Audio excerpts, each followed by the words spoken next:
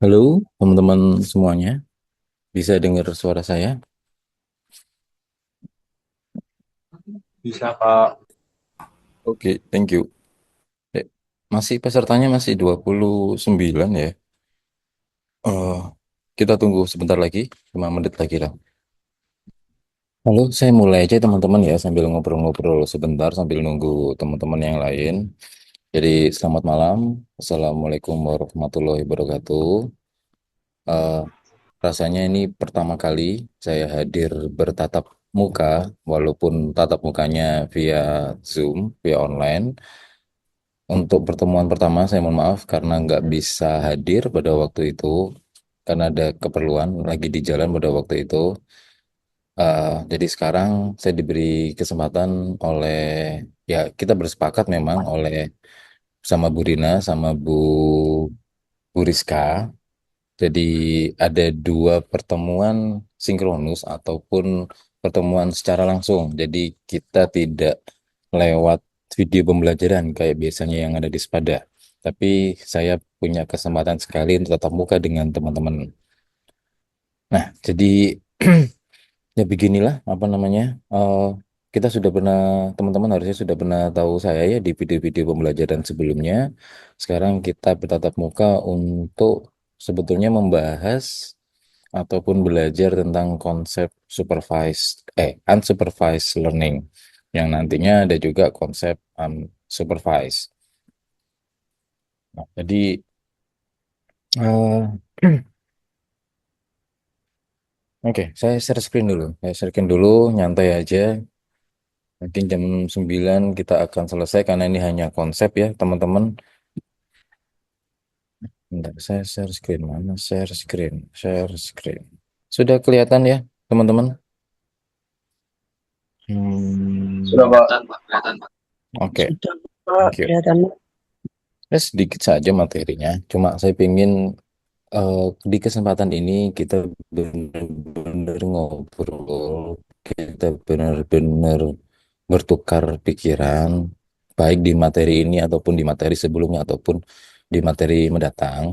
Jadi saya ingin di kesempatan ini apa ya, ya kita benar-benar sharing, kita benar-benar diskusi tentang kecerdasan buatan, kecerdasan kalau di kampus saya di Institut Teknologi Aditama Surabaya atau ITATS itu kita sebutnya kecerdasan artifisial yang kurang lebih namanya sama. Oke, seperti yang teman-teman lihat nih di sini, unsupervised pada mata kuliah kecerdasan buatan ataupun kecerdasan artifisial yang hari ini kita akan belajar tentang konsep dasarnya. Nah, eh, kalau sebelum UTS kemarin ya, agak review sebentar ya. Kita nggak usah materi dulu karena ini habis UTS. Kalau sebelum UTS kemarin, eh, materinya, pelajarannya itu tentang kecerdasan buatan yang mungkin terlihat agak primitif ya bagi teman-teman.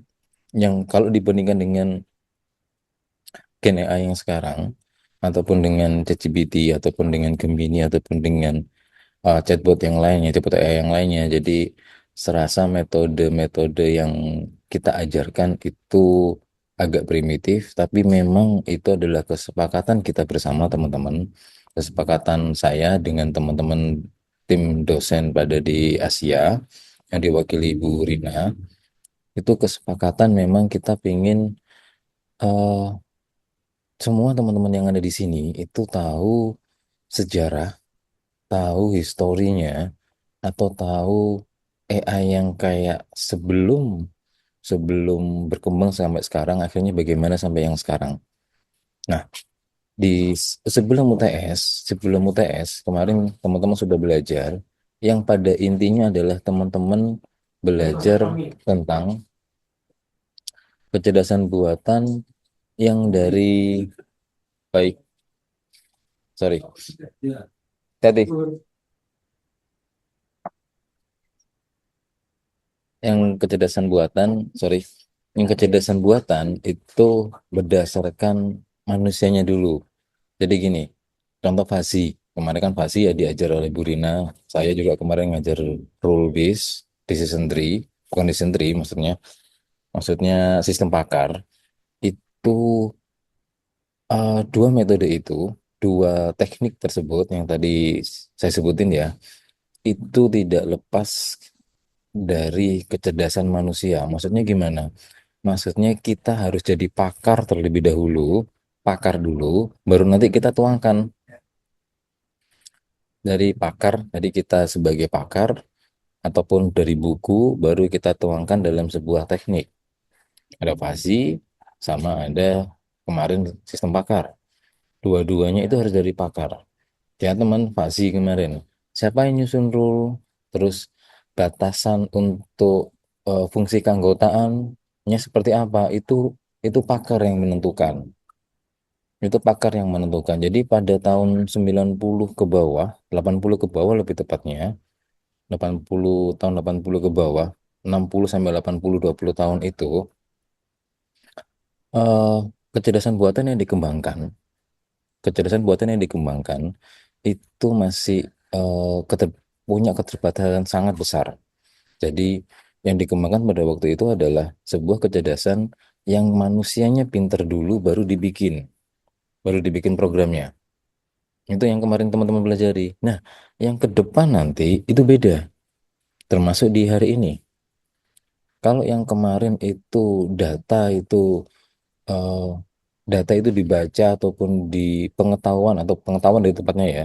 Pengetahuan itu sumbernya dari sebuah pakar, dari pakar ataupun dari sebuah pakar, boleh buku, boleh apapun. Tapi kalau ke depannya ini nanti setelah UTS sampai ke belakang, ini nanti kita akan belajar bagaimana sebuah mesin membentuk kecerdasannya dari data. Nah, jadi campur tangan manusia, campur tangan pengetahuan manusia ini akan minim sekali nanti, teman-teman. Akan minim. Jadi sudah mulai bergeser, berganti ya, berganti paradigma. Kalau yang dulu data itu tidak diperlukan, teman-teman sudah tahu kemarin sistem pakar itu nggak butuh data, pasti itu butuh rule, butuh aturan, butuh fungsi keanggotaan. Tapi kalau sekarang nggak bisa. Ke depan kita akan sangat butuh sekali data. Jadi dari data akhirnya dapat sebuah pengetahuan, pengetahuan yang baru. Jadi sisa materi yang kita nanti ada supervised, unsupervised yang sekarang, kemudian ada searching yang kita masukkan ke optimasi. Nah, jadi tiga, tiga materi terakhir itu semuanya tentang data. Semuanya tentang membaca pola data. Nah, yang kemarin enggak, yang sekarang iya tentang data. Jadi kemarin kalau ada minim tentang data, sekarang sangat sangat sangat apa ya sebagai sumber utama data ini. Input utamanya adalah data. Begitu. Dari sini ada yang kita diskusikan kah? Nggak apa-apa ini nyantai aja. Saya ingin teman-teman benar-benar paham. Oh, kalau di sini, kalau waktu saya terangkan dulu di pertemuan ketiga, insya Allah saya agak-agak lupa. Ada yang namanya weak AI sama strong AI. Yang kita kemarin sampai sekarang pun kita belajar tentang weak AI. Jadi masih hanya satu task, hanya satu kita akan membangun sebuah kecerdasan buatan yang hanya satu task, satu jenis pekerjaan. Nah, kita sudah kita sudah beranjak, kita sudah step up dari yang kemarin, dari yang tidak butuh data, sekarang yang butuh data. Semua kecerdasan buatan yang sekarang didasari oleh data. Jadi sudah mulai ditinggalkan memang yang kemarin setelah UTS itu sudah mulai ditinggalkan. Semua metode-metode AI itu semuanya berhubungan dengan data. Entah data numerik, entah data citra, entah data video, itu semua tentang data teman-teman. Oke, yang mau tanya atau mau bertanya apapun boleh langsung raise hand. Kalau nggak ada saya lanjutin eh, apa namanya kuliahnya. Tadi saya terangkan ya. Saya nggak kepingin terangkan di sini hanya unsupervised, tapi saya juga pingin eh, teman-teman sedikit saya menyinggung tentang supervise. yang nanti akan detailnya akan dipandu oleh Bu Rina untuk mata kuliahnya ya, detail-detailnya ya. Jadi ada unsupervised, ada supervised. Bedanya apa? Bedanya apa? Teman-teman, itu yang nanti di akhir kita akan sedikit bahas. Oh, kalau ini supervised, kalau ini unsupervised. Oke, jadi kuliah kita nanti definisi unsupervised atau biasa disebut sebagai clustering. Clustering bahasa Indonesianya clustering itu pengelompokan, teman-teman. Jadi saya lebih senang sih kalau langsung ke clustering ya, ke clustering. Jadi kita akan mengelompokkan data gitu ceritanya. Kemudian outputnya clustering ini apa aja?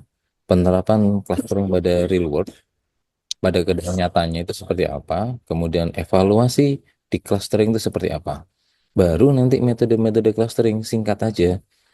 Kita akan nanti belajar K-means satu aja, karena ini kita sudah sepakat ya, mata kuliah ini adalah mata kuliah pengantar untuk mendalami kecerdasan buatan. Jadi kita hanya ngasih pengantar-pengantar dengan metode-metode yang simpel-simpel aja, ataupun metode yang cukup penting. Contohnya kemarin, bukan contohnya, yang nanti kalian akan banyak sekali belajar tentang jaringan saraf tiruan di pertemuan selanjutnya. Itu sangat penting memang. Nah, jadi yang di metode ini kita hanya satu, yaitu K-means. Nah, definisi nggak usah dihafalin, nggak usah dihafalin. Saya pengen teman-teman semuanya paham apa itu clustering. Jadi clustering itu bahasa Indonesianya kelompok ya, teman-teman ya. Jadi kita akan mengelompokkan data. Cuma berdasarkan apa kita mengelompokkannya? Nah, berdasarkan dari fitur data. Dari fitur data. Fitur data itu apa, teman-teman? Fitur data itu seperti kalau manusia ya, eh, nggak usah saya gambarkan manusia, kalian karena kalian semuanya manusia di sini. Fitur data itu contohnya, oh manusia ini punya panjang rambut atau jenis rambut, kemudian ada warna kulit, ada yang coklat kehitaman, ada yang putih, ada yang kuning. Nah, itu adalah fitur data value-nya, fitur datanya warna kulit misalkan ya. Value-nya apa? Value-nya itu putih, kuning, hitam, coklat, dan lain-lain. Itu value. Jadi dibedakan antara fitur data sama value-nya. Kemudian ada fitur yang lain, contohnya tinggi badan. Nah, mana kalau tinggi badan value-nya 170, 165, 168, 150 cm itu adalah value-nya. Nah, clustering itu kita mengelompokkan data berdasarkan kedekatan dari tetangganya. Sorry, kedekatan dari atribut datanya. Atribut datanya. Saya ulangi lagi, kedekatan dari atribut datanya. Jadi kita akan mengelompokkan data dari kedekatan atributnya. Contoh nih, contoh. Misalkan kalau di mana ya? Kalau di Jawa kan semuanya hampir sama tuh warna kulit ya. Hampir sama warna kulit. Tapi kalau kita main ke Malaysia ataupun ke Singapura, itu jelas kalau misalkan kita kelompokkan dalam orang di MRT itu, kita kelompokkan orang di MRT warna kulit, berdasarkan warna kulit, maka teman-teman yang dari Chinese yang pada umumnya warnanya putih kuning, dia akan mengelompokkan otomatis jadi satu. Teman-teman dari Melayu sama dari India itu akan jadi satu kelompoknya. Kalau kita minta requestnya dua, klasternya. Kalau misalkan pengen tiga, jadi yang warna kulitnya sama itu akan berkelompok secara otomatis. Jadi akan dikelompokkan gitu. Nah, itu clustering, simple banget. Jadi harusnya sih nggak terlalu ribet, nggak boleh bingung teman-teman di sini. Jadi nggak usah diapalin juga. Yang penting clustering itu kita mengelompokkan data. Data ini bisa apapun ya. Data ini bisa apapun. Jadi data bisa tadi orang, bisa objek, bisa apa lagi ya, bisa warna dan lain-lain. Itu berdasarkan kedekatan fitur, atribut datanya atau fitur datanya. Nah, jadi karena pendekatannya adalah kedekatan fitur. Jadi kedekatan itu kita menghitung dekatnya, maka di sini datanya harus numerik. Poin utamanya harus numerik datanya. Kalau kategorikal itu nggak bisa dihitung. Jadi kalau kategorikal nanti kita harus convert dulu ke numerik, baru bisa dijalankan. Nanti sedikit saya kasih simulasinya, teman-teman. Nah, dari sini ada pertanyaan atau ada yang masih bingung? Aman, Pak. Aman ya? Aman ya? Suara saya masih terdengar jelas ya harusnya? Saya deketin aja. Masih, Pak. Aman. Masih Pak, aman. Jarang-jarang kuliah malam ya, teman-teman ya. Nah, jadi saya lanjutin. Output. Nah, ini nih. Kenapa kita harus belajar clustering atau unsupervised? Karena output yang kita bisa harapkan itu ada beberapa. Tentunya ada yang bisa, ada yang nggak bisa, ada metode yang nggak bisa mengeluarkan, ada metode yang bisa mengeluarkan. Jadi saya tuliskan semuanya. Hanya empat. Jadi hanya empat aja. Jadi simpel aja empat. Pertama yang paling jelas itu jumlah klaster. Klaster ini kelompok. Tadi saya contohkan ya di MRT saya bagi klasternya jadi tiga. Klaster apa? Saya nggak tahu. Jadi ketika kita ngomong kelas apa unsupervised sorry, ataupun clustering, kita membagi data berdasarkan kedekatan dari tetangga, kedekatan dari fitur tadi yang saya sebutin ya. Nah, ketika dikelompok-kelompokkan, itu saya yakin pasti akan terkelompok warna yang kulitnya putih sama kulitnya gelap ataupun kulitnya coklat kalau kita bagi-bagi. Nah, tapi apakah yang kelompok satu itu disebut orang Chinese? Nggak bisa kita ngomong seperti itu. Apakah kelompok yang dua India ataupun kelompok ketiga Melayu, kita nggak bisa menjustifikasi seperti itu. Kenapa? Karena output dari clustering itu hanya ngelompok aja. Kelompoknya pun kita nggak bisa beri nama, kita hanya bisa beri indeks. Oh, ini kelompok satu, kelompok dua, kelompok tiga. Tanpa kita bisa ngomong kelompok satu itu apa, kelompok dua itu apa, kelompok tiga itu apa, kita nggak bisa. Jadi metode clustering outputnya hanya seperti itu. Nah, kemudian jumlah cluster itu ada tiga. Dan jumlahnya berapa tuh anggotanya itu bisa kita ketahuan juga.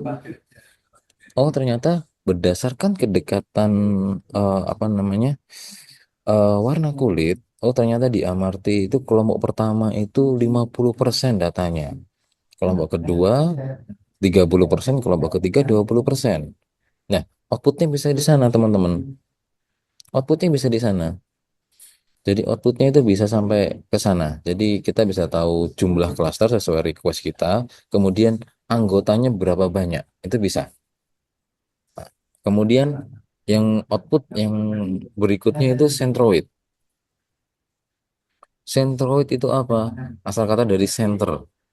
Center itu apa? Center itu berarti center of data. Centroid itu adalah center of data. Jadi ada data, center datanya yang mana? Pusat datanya yang mana? Bahasa Indonesianya pusat data. Pusat datanya yang mana? Tengah-tengah datanya yang mana? Jadi kalau kita ngomong apa namanya eh means atau average ya, rata-rata, maka kita akan bisa tahu rata-rata titik tengah datanya setiap kelompoknya itu yang mana.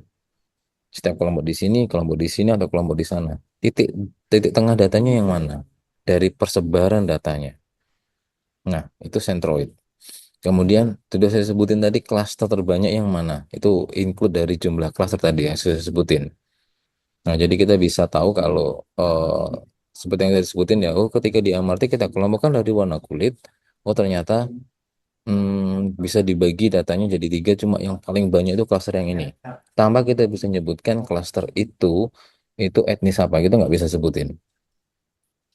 Oke, yang paling sering juga kita gunakan ini clustering atau unsupervised itu digunakan untuk mencari outlier.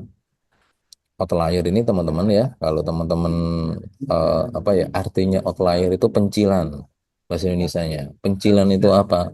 paling mencil sendiri, bahasa bahasa Jawanya mencil sendiri, paling jauh sekali. Maksudnya apa? Dalam sebuah data ada outlier. Maka eh, outlier ini adalah data yang jauh sekali dari data yang lain. Jauh apa maksudnya? Kita kembali lagi ke definisi ini. Kata jauh dekat itu dari value dari fiturnya, ya. Value dari fiturnya itu jauh sekali dari teman-teman yang ada.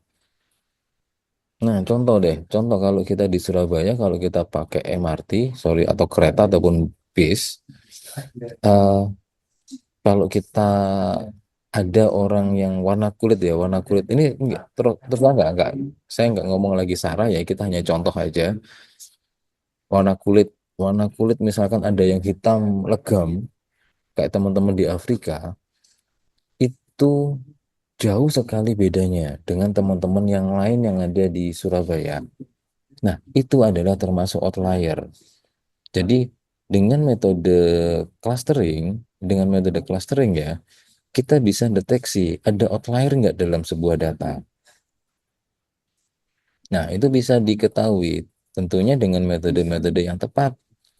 Kalau ada beberapa metode yang memang mengharuskan setiap setiap data itu punya cluster, tapi ada metode yang lain yang ketika dia nggak punya, ketika data itu sangat jauh dari kumpulan data yang lainnya, dia nggak akan punya punya punya kelompok. Nah, maka otomatis kita bisa ngomong, oh kalau ini tuh outlier. Maka kalau outlier itu seharusnya dibuang dari data. Kenapa? Karena outlier ini tidak menggambarkan data apapun, data yang paling aneh, anomali. Nah, outlier itu bisa kita sebut sebagai anomali data. Ada memang yang dibuang datanya outlier. Atau memang ada juga kalau outlier ini harus juga diperhitungkan. Juga harus benar-benar ditimbang sebagai sebuah data. Nah, jadi apapun itu analisanya, entah mau dikembangkan outliernya ataupun dibuang, tapi pada clustering kita hanya bisa bilang, oh nanti itu adalah outlier. Oh, orang yang dari teman dari Afrika, kalau di Surabaya dia jadi outlier. Tapi kalau orang bule ke Surabaya masih banyak temennya. Teman-teman yang keturunan Chinese itu putih-putih. Orang dari Malang biasanya lebih putih daripada orang di Surabaya. Jadi masih agak sedikit apa ya, masih bisa berkelompok. Nah, jadi outlier itu adalah salah satu output dari clustering. Begitu. Ini saya belum ngomong metode clustering ya, saya hanya pingin apa ya, teman-teman benar-benar paham apa itu clustering karena mata kuliah kita di sini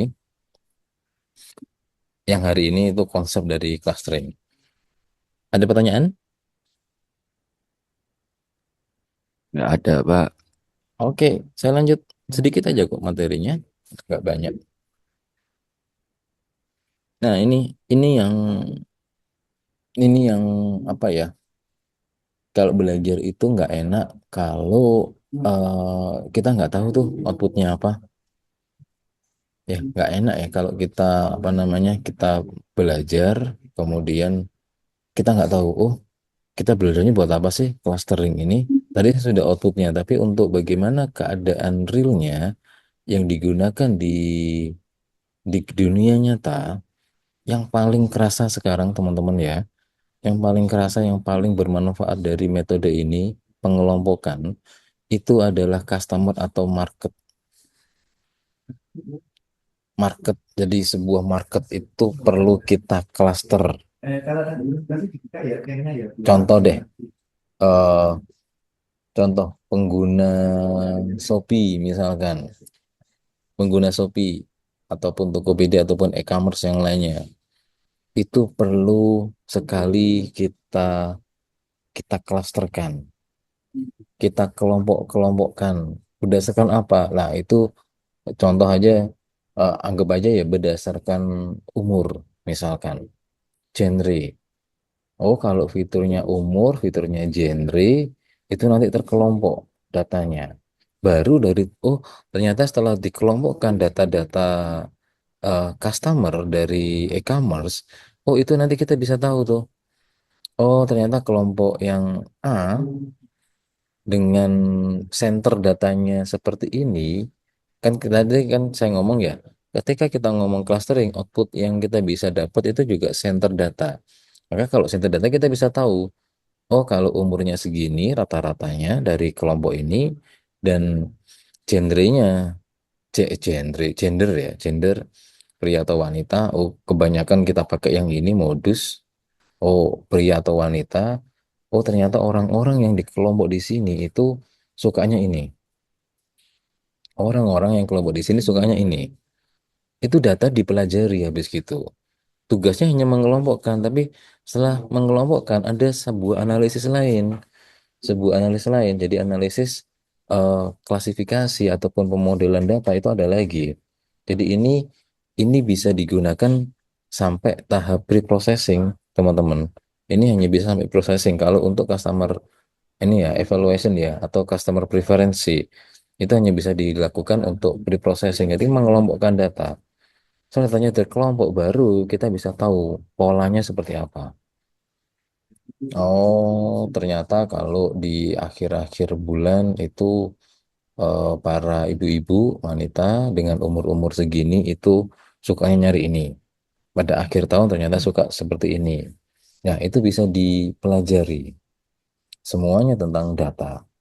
Tadi kan saya bilang ya, ke depan nanti semuanya tentang data. Jadi clustering itu pekerjaan yang mudah, tapi menganalisa lebih dalam itu perlu analisis yang lain. Jadi memang sering sekali metode unsupervised sama supervised ini digabung jadi satu, bukan digabung ya, jadi satu metodologi untuk menghasilkan sebuah analisa. Sama, jadi tadi saya sudah ngomong, ketika sudah seperti itu, kita sudah mengelompokkan customer, kita bisa merekomendasi. Jadi sebagai pre-processingnya. Saya lanjut ke geospasial. Geospasial, jadi kita tahu sekali, kita gampang sekali kalau geospasial. Jadi teman-teman lihat peta tuh, peta misalkan yang warna hijau. Warna hijau di peta dari sebuah gambar peta ya. Kemudian kita clustering. Kita kelompokkan yang warna hijau, warna hijau, warna hijau. Akhirnya kita tahu. Oh, berapa banyak sih warna hijau yang ada di dunia ini tinggal berapa persen. Yang warna biru berapa, yang warna coklat berapa, yang warna hitam berapa. Itu hanya sedikit contoh ya, ben gampang ya. Nah, kemudian ada yang image processing. Image processing ini eh, teman-teman semester 3 ya, masih belum lah ya. Mungkin mungkin nanti kalau sudah ketemu pengolahan cita digital, jadi akan ada sebuah analisa pada image processing yang membutuhkan clustering untuk segmentasi. Jadi kita bisa melakukan clustering untuk segmentasi. Oh, ternyata kalau kita pakai green screen, kita kelompokkan tuh warna-warna yang green jadi satu, kita delete warnanya, kita ganti, kita replace. Oh, yang warna nggak green kita kita tetapkan datanya. Itu adalah segmentasi. Ataupun, oh saya pingin bagi data ini sebuah image itu jadi bagi 3 bagian. Itu juga bisa. Pakai teknik apa? Teknik clustering sangat sangat berguna untuk image processing. Teman-teman semester 3 ya masih tentunya masih belum terpikirkan apa itu, belum ngulik-ngulik image processing ataupun skripsi, itu akan banyak sekali implementasi metode clustering pada image processing. Gunanya apa? Untuk segmentasi.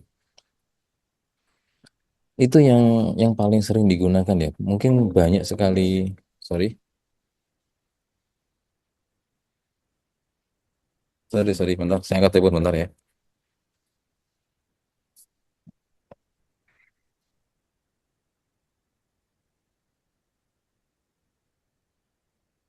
Hmm. Teman-teman, saya break sebentar ya, 5 sampai 10 menit ya. Tolong tunggu sebentar ya. Karena ada tamu yang ke kampus sebentar. Saya minta izin waktu sebentar. Baik, Baik, Pak. Pak. Baik, Pak. Saya sudah kembali lagi.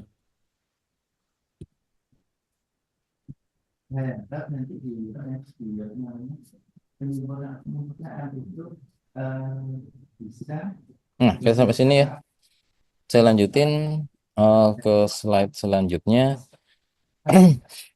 Eh, kita akan nantinya, karena metodenya ke depan itu adalah metode supervised dan unsupervised, itu tidak luput dari evaluasi. Eh, kalau di matematika itu ada apa namanya ya, penyelesaian persoalan secara sempurna. Kalau pendekatan itu nggak sempurna, artinya kita akan punya error. Jadi ada pendekatan yang sempurna, ada yang nggak sempurna, ada yang pakai pendekatan. Nah, clustering, evaluasi, supervise, unsupervised itu pakai pendekatan teman-teman. Jadi kita harus menghitung errornya. Ada evaluasi. Di setiap metode itu ada evaluasi. Nah, di clustering itu ada evaluasi eksternal sama internal. Jadi ada eksternal sama internal. Yang kita sekarang belajar internal dulu deh. Nanti kalau mau spesifik, mau belajar itu tinggal masuk ke data mining. Ada mata kuliah data mining. Bismillah ada. Insya Allah ada ya. Ada Burina ya harusnya data mining ya. Jadi bisa lebih dalam nanti di sana. Ada internal, ada eksternal.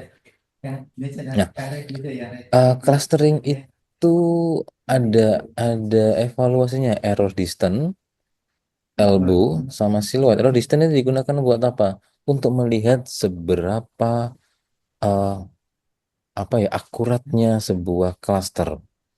Jadi tadi kan saya ngomong ya, titik data sentroid tadi. Ketika jarak sentroid terhadap anggotanya ini semakin kecil, berarti itu semakin baik, teman-teman. Tapi ketika sentroidnya di sini cuma datanya agak melebar, itu lebih jelek daripada yang lebih dekat. Jadi misalkan kita bandingkan ya, ada dua metode yang kita akan pakai atau tiga, ataupun banyak metode. Kita bisa pakai ini. Oh, metode yang terbaik ketika kita ngomong centroid itu adalah errornya. Error ini bukan kesalahan ya. Error ini adalah eh, evaluasi dari distance-nya. Jarak dari distance antara centroid dengan semua data itu akan semakin kecil. Biasanya dihitung pakai SSI, sum square error, gini ngitungnya. Jadi setiap cluster itu akan punya centroid dan dihitung bu anggotanya, jaraknya terhadap ke semuanya centroid. Sorry, agak belibet ngomongnya. Saya ulangi ya. Setiap cluster itu punya anggota dan punya centroid. Ketika jarak centroid terhadap semua datanya kita summarize, itu harusnya lebih kecil. Itu yang paling baik. Jadi kalau kita membandingkan dua metode, kita bisa pakai itu. Oh, metode yang terbaik itu kalau jarak centroid dengan seluruh anggotanya itu paling kecil. Bisa masuk logika ya. Ketika datanya bergerumbul dan sentroidnya ada di tengah-tengah datanya, ketika klasternya semakin kecil tuh nilai errornya, maka semakin baik. Kalau yang lain, kalau semakin besar itu malah, oh, apa ini? Sorry. Nah, itu yang pertama, itu yang paling penting. Itu yang paling penting. Itu termasuk dari, eh, itu paling penting ya teman-teman ya. Jadi kalau kita bandingkan dua atau tiga metode, kalau error distance-nya itu semakin kecil terhadap terhadap centroidnya itu semakin baik. Itu yang paling pertama. Terus nanti kita summary center satu, center 2, center 3, kita summary, kita nanti akan ketemu hasilnya. Itu sangat sangat umum sekali dipakai. Jadi kalau kita bandingkan, kalau teman-teman nanti skripsi atau penelitian atau bikin jurnal, kalau pakai centroid, sorry, kalau pakai clustering, itu itu evaluasi itu evaluasi yang digunakan. Nah, kemudian yang elbow sama silhouette ini hampir sama nih, terutama yang elbow. Elbow itu ini ya, sikus ini ya, sikus ini. Jadi kalau jadi gini, yang pasti itu semakin, tadi kan saya ngomong arrow distance tuh ya, arrow distance. Saya ngomong arrow distance. Saya nggak tahu teman-teman ini nyambung atau enggak karena materinya lumayan banyak ini. Saya cuma ngomong tuh bisa. Nanti prakteknya ada ya. Coba di semakin Misalkan datanya ada 100. Jangan ada 10, dah 10. 10 data. Kemudian saya pakai 2 klaster. Kita bandingkan dengan 5 klaster. Errornya kecil yang mana? Tentu yang paling kecil adalah yang besar, yang 5. Semakin besar jumlah klaster, maka errornya akan semakin kecil. Itu sudah kepastian ya, nggak bisa salah. Semakin besar klaster, akan semakin kecil error distance-nya. Ya bayangin aja kalau datanya ada 10, kita mau ke 10 klaster ya, berarti kan setiap data itu akan jadi centerednya masing-masing. Maka distance-nya, errornya akan nol. Kalau nggak nol ya salah itu metodemu. Salah itu perhitungannya. Nah, maka semakin besar klaster, itu error distance-nya akan semakin kecil. Nah, sekarang berapa jumlah klaster yang paling optimal? Berapa jumlah klaster yang paling optimal? Itu ada namanya elbow. Ada yang namanya teknik elbow. Jadi kita akan menghitung dari klaster 2, 3, 4, 5, misalkan sampai 10. Kemudian kita akan mencari eh, di kita akan grafikkan ya, kita akan grafikkan mana mana posisi yang akan bentuk elbow. Itu berarti kita ambil eh, klaster terbaik adalah seperti ini. Paling optimal ya, bukan terbaik, itu optimal. Benernya sama. Kalau kita ngomong elbow, satunya adalah siluet. Kalau yang tadi bentuknya elbow, satunya bentuknya siluet. Itu nanti bisa dipelajari lebih dalam. Cuma pakai yang paling yang paling saya highlight adalah ada satu pengukuran untuk error distance, errornya, error untuk setiap klasternya di dalam klasternya sendiri. Kemudian ada untuk pengukuran teknik berapa banyak klaster yang teroptimal. Itu pakai elbow sama siluet. Habis kan? Nah, terakhir. Terakhir, ini tuh metode-metode clustering. Saya yakin teman-teman kalau emang baru pertama kali belajar kecerdasan buatan dari basic, teman-teman nggak akan kenal nih metode apa. Karena yang saya sebutin di sini itu bukan nama metodenya, tapi pendekatan, tapi approach-nya. Jadi beberapa tahun kemarin saya bikin sebuah buku, jadi jadi lumayan paham tuh metode-metode ini. Jadi kalau kita bagi metode-metode clustering atau supervise itu dibagi jadi 5 pendekatan. Pendekatan partisi, pendekatan model, aglomeratif, density, sama grid. Nah, partisi itu apa? Pendekatan partisi itu namanya partisi ya. Jadi ada data segerumbulan data banyak, langsung kita potong, kita bagi. Kemudian baru nanti kita sempurnakan klasternya itu. Itu partisi. Kalau jadi metode yang paling sering ada di sini itu namanya K-means yang nanti akan kita pelajari. Ada K-means, ada fuzzy, C-means itu paling populer. Yang lain-lainnya malah saya nggak pernah pakai ya, jarang sekali dipakai. Kemudian ada clustering based model. Apa artinya? Jadi sebuah metode clustering itu berdasarkan dari sebuah model. Metode yang paling sering dipakai itu namanya SOM. Kalau kalau kita terjemahkan, kalau kepanjangannya itu self organizing map. Sebuah metode berdasarkan neural set, neural network, tapi yang digunakan untuk unsupervised. Itu namanya SOM, self organizing map. Jadi membentuk sebuah klasternya pelan-pelan karena berdasarkan bobot kita update berdasarkan iterasi-iterasi, terus diiterasi terus sampai ketemu klaster yang baik. Jadi mirip sekali dengan jaringan saraf tiruan.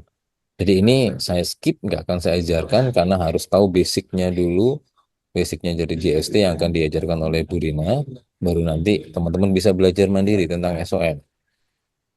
Kemudian aglomeratif. Jadi ini adalah sebuah pendekatan berdasarkan hierarki. Jadi bisa disebut sebagai pendekatan hierarki. Hierarki itu ada yang dari top to bottom, ada bottom to top.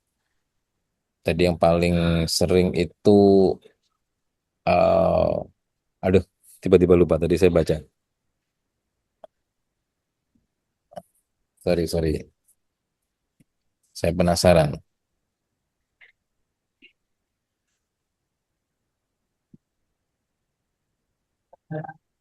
Nah, ini draft buku saya dulu.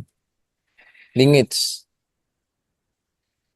Nah, ada single linkage, ada complete linkage, ada average linkage. Itu adalah metode-metode yang di dalam dari metode aglomeratif. Kemudian density. Nah, ini yang sering dipakai untuk melakukan analisa outlier, teman-teman. Kalau partisi, model, aglomeratif, atau partisi sama model ya, kita tentukan berapa banyak jumlah klasternya. Aglomeratif itu kita nggak usah tentukan, data akan dipecah-pecah jadi seperti ini. Sorry, saya langsung tunjukkan aja ya. Jadi akan jadi dendrogram namanya. Dendrogramku mana? Nah, jadi data akan dipecah seperti ini. Bisa kelihatan ya? Nah, ini adalah dendrogram. Jadi anggap di sini ada data-datanya, di sini step-stepnya. Kalau kita mau pecah jadi dua, ya kita potong ini satu. Oh, berarti ini adalah satu klaster, ini satu klaster. Kalau kita mau potong jadi tiga, kita potong satu, kita potong dua. Oh, ini satu klaster, ini satu klaster, ini satu klaster. Itu pendekatan aglomeratif. Apapun aglomeratif itu pakai dendrogram untuk melakukan pemisahan datanya.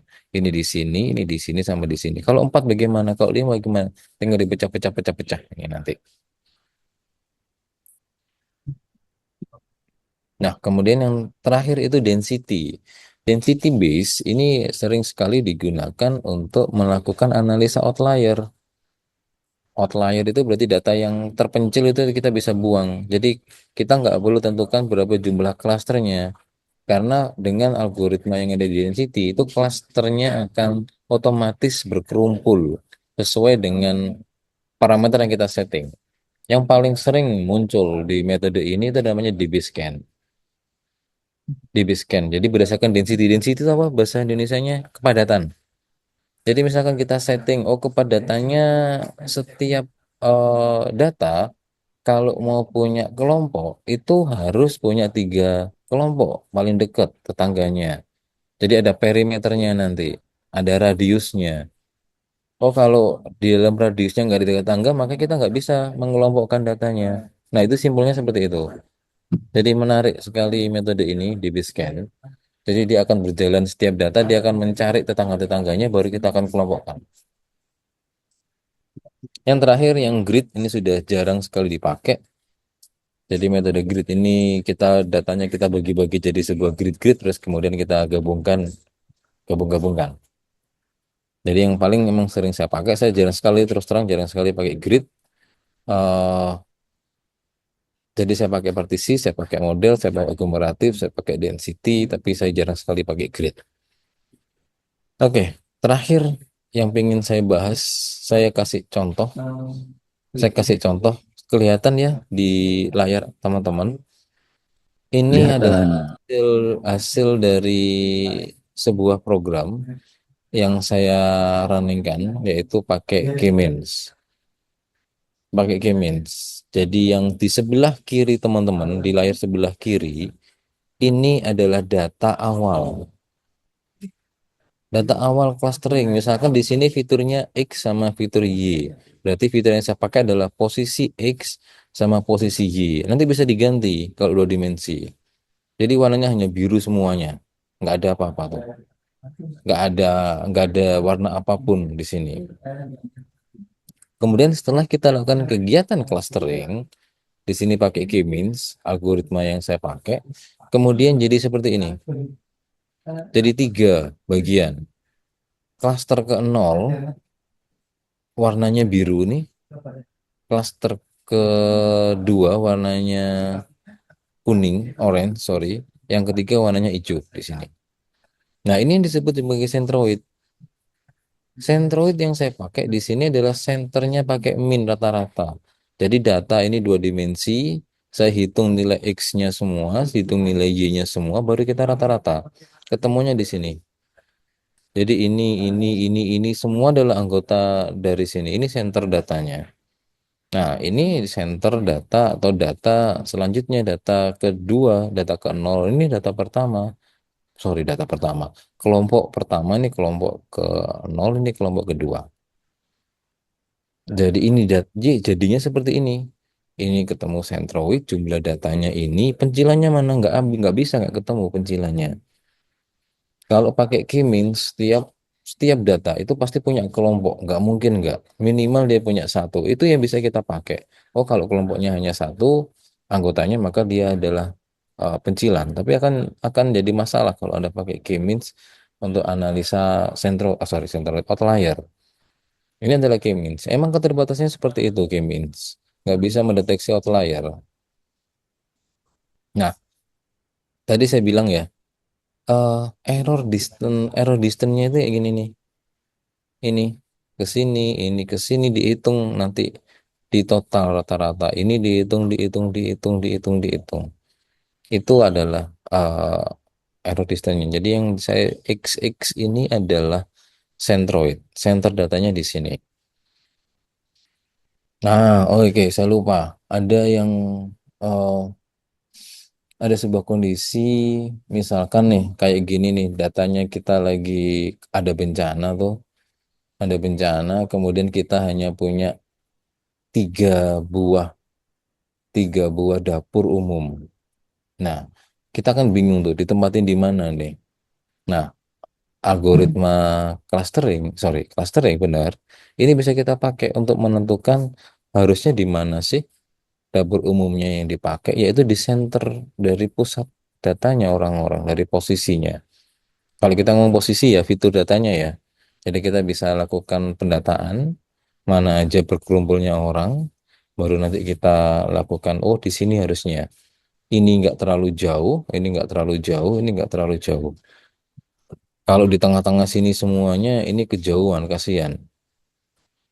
Kasihan dia nggak punya jauh aksesnya ke dapur umum. Ya, itu saja.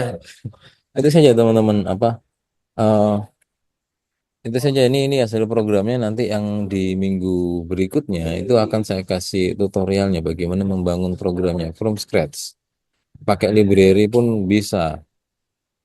Mau tapi saya nggak tahu nanti saya mau pakai from scratch atau pakai library karena melihat ini adalah apa namanya mata kuliah sebagai pembuka ya, pembuka untuk kecerdasan buatan yang lainnya. Jadi jadi teman-teman di kecerdasan buatan itu mata kuliahnya ada hitungan, iya. Tapi kita tidak menghitung secara langsung. Jadi kalau kecerdasan buatan jadiin momok adalah matematika, kalau nanti teman-teman ketika masuk mendalam di kecerdasan buatan, itu bukan matematikanya. Kalau kita mau jadi implementator ya, yang penting itu kemampuan menganalisa kita data, kemampuan membuat programnya. Perhitungan manual itu digunakan untuk hanya pemahaman kalian semuanya. Gitu.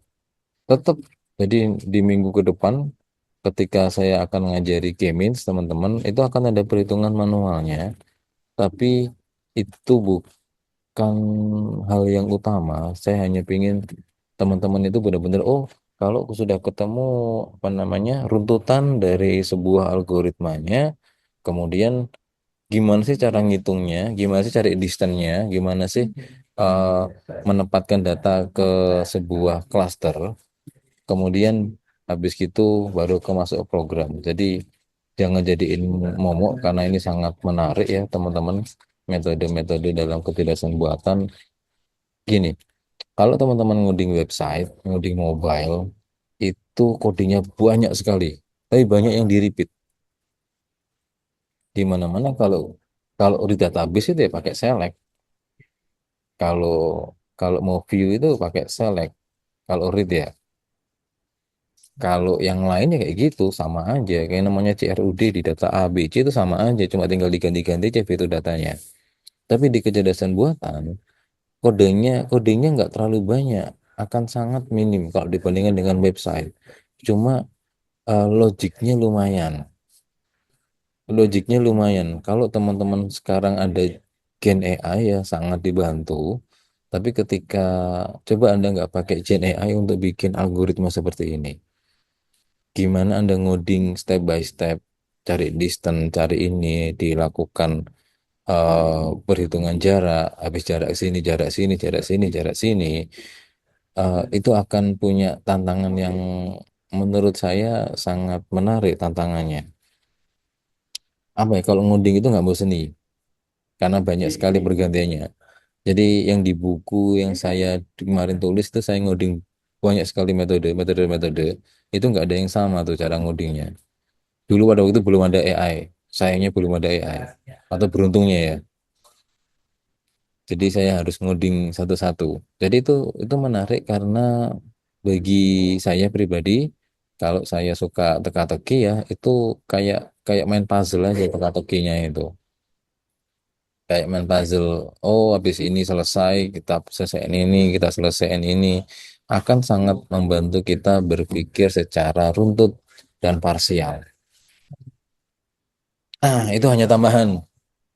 Nah, inilah teman-teman metode apa ya pendahuluan untuk unsupervised. Jadi kalau supervise itu outputnya nggak seperti ini, tapi unsupervised outputnya seperti ini. Mengelompok. Ingat saya rekap ya, saya rekap ketika saya ngomong tadi, eh, clustering itu adalah mengelompokkan data berdasarkan kedekatan fitur datanya. Ini coba lihat. Fiturnya X sama Y, maka data-data yang berdekatan fitur X, Y-nya dia akan jadi satu kelompok. Ini kan jadi satu kelompok. Kalau ini kelompoknya di sini dia punya kelompok yang lain, beda lagi. Kalau kelompoknya dua, maka dia akan ngatur lagi. Mungkin di sini sama di sini. Ini kita tetap di sini mungkin, tapi ini akan jadi satu kelompok atau mungkin jadi satu kelompok. Nah, itu harus dihitung. Kalau kalau dua dimensi kita bisa kira-kira tuh. Kalau tiga dimensi sudah susah. Jadi kenapa contoh-contoh semua di contoh-contoh itu selalu dua dimensi, biar gampang lihatnya. Enak sekali dilihatnya kalau dua dimensi. Kemudian outputnya kita bisa tahu jumlah klasternya berapa, banyak anggota klasternya berapa, klaster yang paling banyak berapa. Di sisi lain juga ada outputnya itu pencilan, outlier. Anggap aja di sini kalau datanya hanya satu, oh ini outlier nih, karena mencar sendiri nih, atau dua ini mencar sendiri, itu outlier. Kemudian di output, outputnya sudah, saya rekap lagi untuk evaluasi. Mana kalau misalkan kita pakai dua metode ya, sayangnya saya nggak pakai dua metode, jadi saya nggak bisa gambarkan bagaimana mungkin di sini jadi satu kelompok, ini kelompok yang lain, ini kelompok yang lain. Ini misalkan satu kelompok, ini kelompok yang lain, ini kelompok satu, tetap. Maka bagaimana kita menghitung mana mana metode yang paling efisien, mana metode yang paling akurat? Itu dihitung antara setiap ini sentroid terhadap ini distance-nya semua anggotanya itu di total. Ini di total totalnya ini di total ke sini. Jadi sum of sum distance. Jadi penjumlahan dari total perhitungan data distance-nya. Nah, itu aja yang saya bisa sampaikan. Itu aja saya bisa sampaikan teman-teman. Kita tutup dengan diskusi. Silahkan kalau memang ada pertanyaan silahkan. Jadi sedikit kok kalau metode clustering ini. Kalau emang pakai library ya hanya 2 baris 3 baris selesai. Ini saya pakai library tuh. Buat hanya nampilkan data itu saya cukup hanya pakai library. Em, Pak mau tanya, Silahkan, saya tunggu. untuk pertemuan selanjutnya itu katanya mau mencoba itu kan Pak, Betul, clustering itu. Nah itu betul. pakai metode apa ya Pak? Pakai K-means. Kenapa K-means saya yang pilih? Karena metode K-means jadi gampang sekali dimengerti, simple sekali, nggak banyak sekali codingnya. Jadi memang saya pilih K-means yang paling simple ya. yang paling simple emang saya pilih. Itu Mas, K-means Mas. Jadi bisa belajar terlebih dahulu. Terlalu banyak metode, oh, sorry. Saya pikir terlalu banyak materi ya yang bisa kita ambil untuk belajar K-means tapi Baik Pak, terima kasih. sama-sama Mas Jaya. Ada yang lain? Nyantai aja. Tanya yang lain nggak apa-apa. Mau nanya clustering nggak apa-apa. Kemarin saya belum mau sih. Silakan silakan. Ada yang mau tanya kah?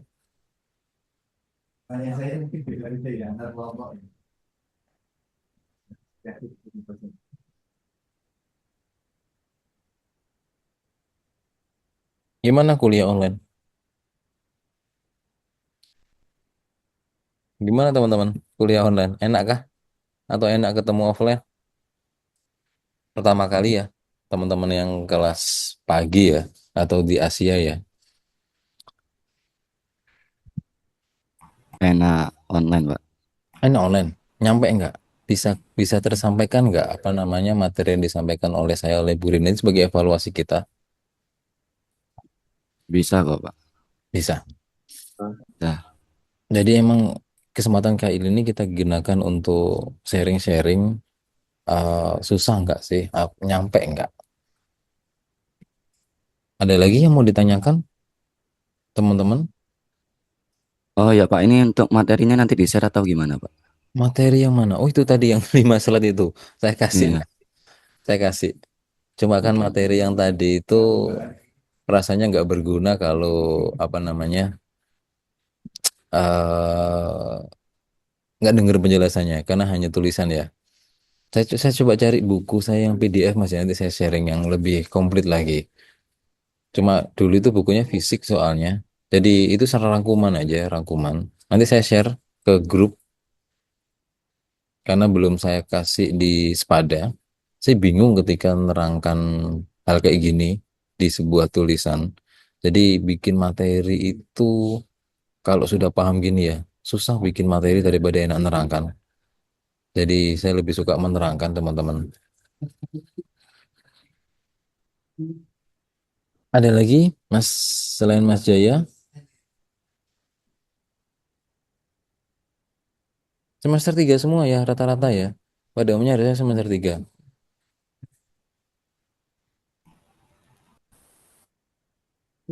Ini saya lagi scroll-scroll. Banyak banyak yang saya tidak kenal. Memang memang kan kebanyakan dari teman-teman Asia di Malang sana.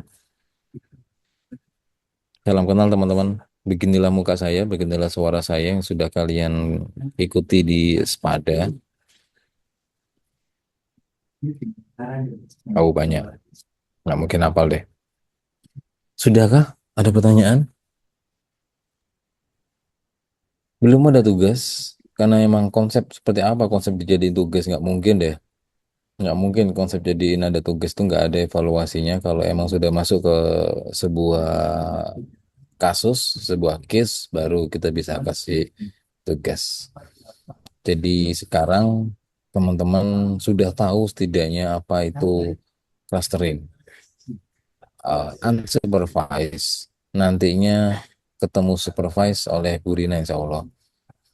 Jadi saya kasih ini ya. Nah ini nih. Ini datanya kalau saya lakukan scraping, sketcher, itu datanya ke plotting kayak tadi. Ini data yang hasil dari PowerPoint tadi, dari slide yang tadi, 5, 7, 6, 2 itu saya kelompokkan. Ini adalah clustering, data unsupervised. Nggak ada targetnya, nggak ada kelasnya. Tapi kalau kita ngomong klasifikasi, di sini ada kelasnya. Misalnya kelasnya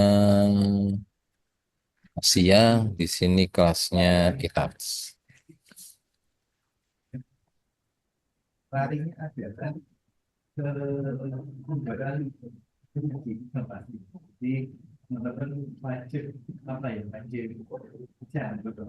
Nah, kalau seperti ini, teman-teman semuanya datanya seperti ini jadi dari supervise, nggak jadi unsupervised. Kegiatannya supervise itu nanti kita prediksi kalau ada data 44 ini Asia atau ITATS. Asia atau ITATS itu yang harus dijawab. Jadi membuat pola dari data ini. Tapi kalau pengelompokan malah nanti tugasnya seperti ini. Kelasnya tadi kan ada, saya langsung random aja kelasnya ya. Nanti kan kelasnya gini, ini outputnya malah. Sorry, kenapa ini satu semua, nol semua.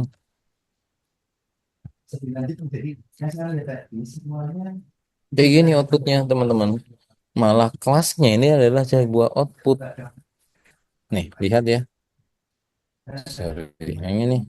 Lihat ya ini ya. Nih, ini kelompok satu satu, kelompok nol nol nol nol ini satu satu satu ini dua dua dua dua. Jadi kalau saya kelompokkan kayak gini, ini outputnya malah seperti ini. Datanya hanya ada ini, nggak ada target. Itu unsupervised. Kalau supervised ada kelasnya.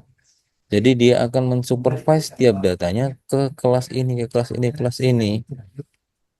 Jadi gitu, unsupervised nggak ada ini. Malah ini bebas, tadi kan bebas. Tuh, maka itu mengelompokkan. Oke, itu datanya ya. Semoga di pertemuan ini setidaknya teman-teman bisa bedakan klasifikasi sama clustering. Semoga hanya bisa bedakan itu pun sudah bagi saya sudah lumayan. Minimal itulah. Ketika kuliah ini ada, teman-teman sudah tahu, oh ini harusnya dikelompokkan. Oh kalau datanya seperti ini, itu diklasifikasi.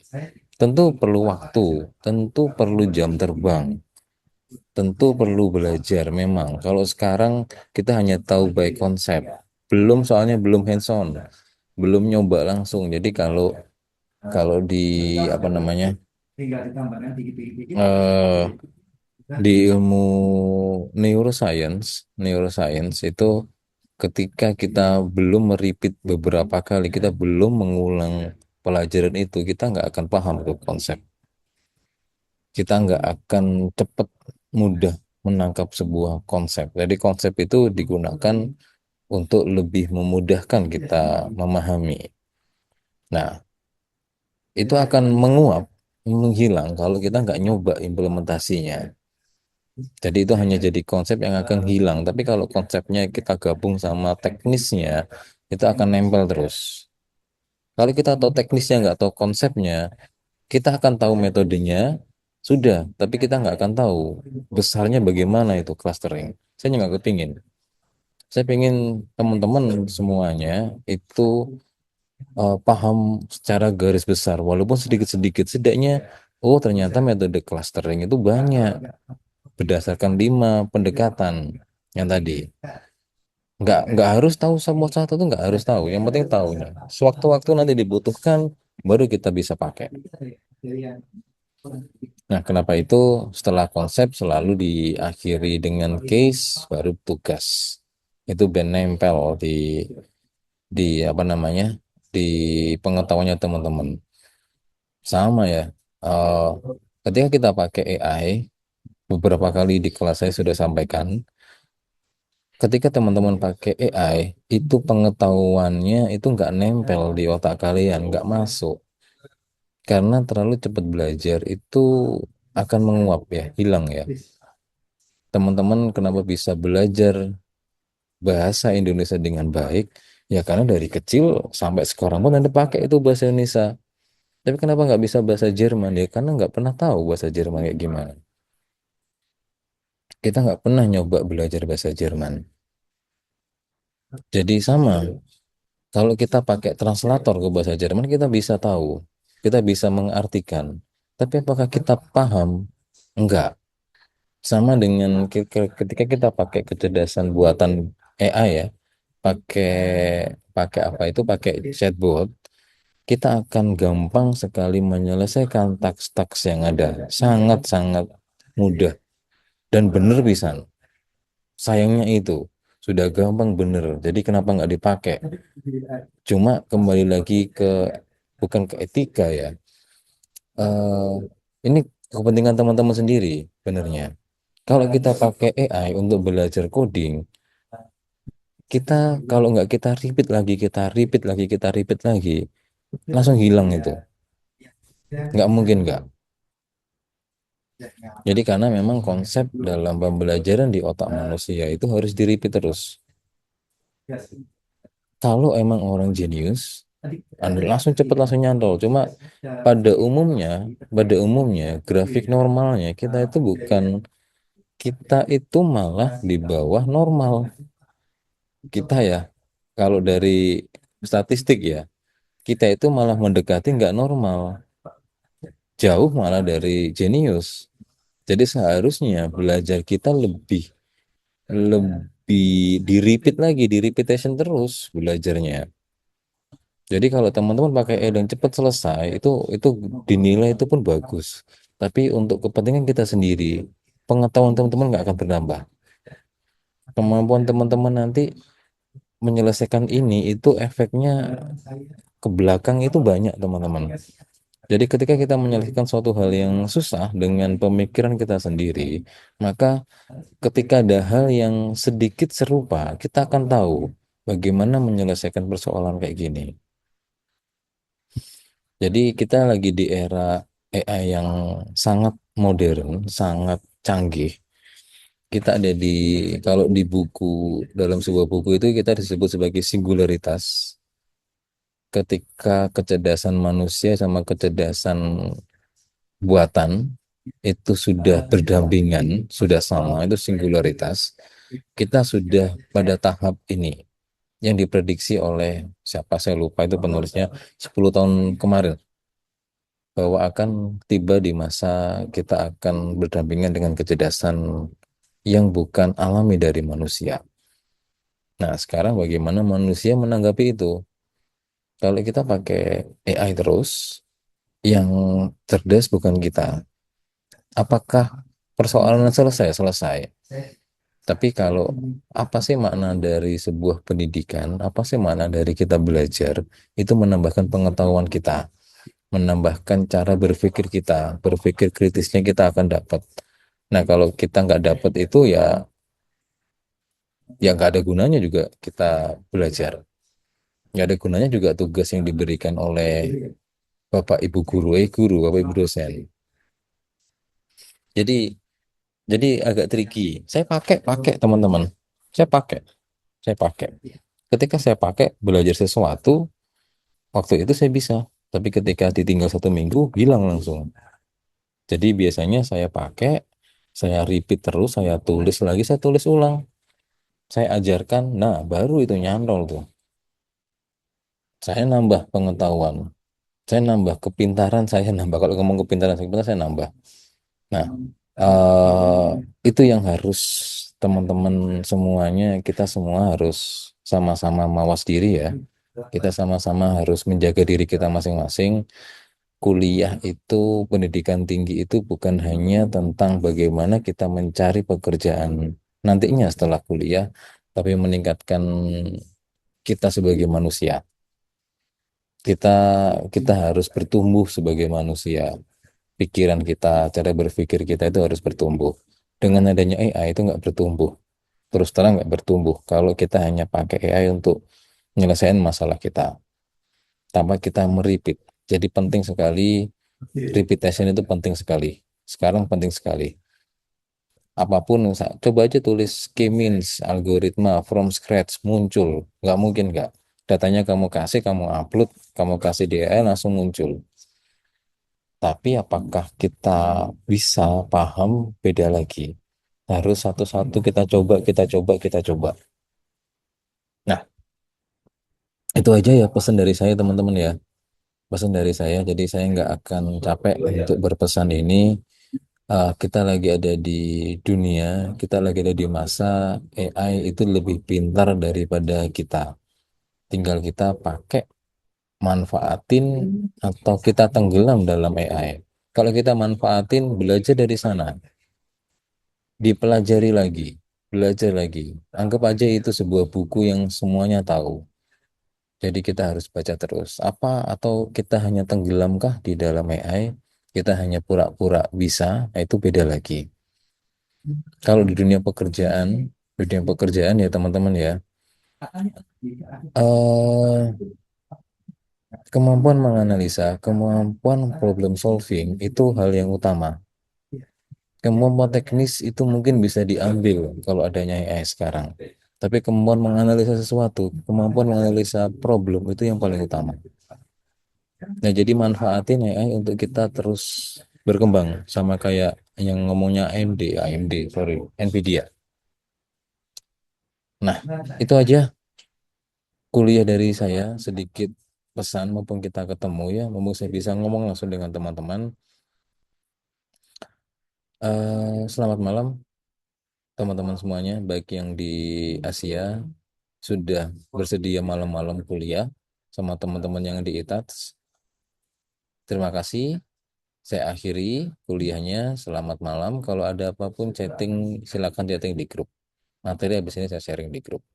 Thank you semuanya. Selamat malam. Wassalamualaikum warahmatullahi wabarakatuh. Waalaikumsalam Waalaikumsalam warahmatullahi warahmatullahi wabarakatuh. wabarakatuh. Makasih, Pak. Ya langsung Waalaikumsalam warahmatullahi wabarakatuh. Waalaikumsalam warahmatullahi wabarakatuh.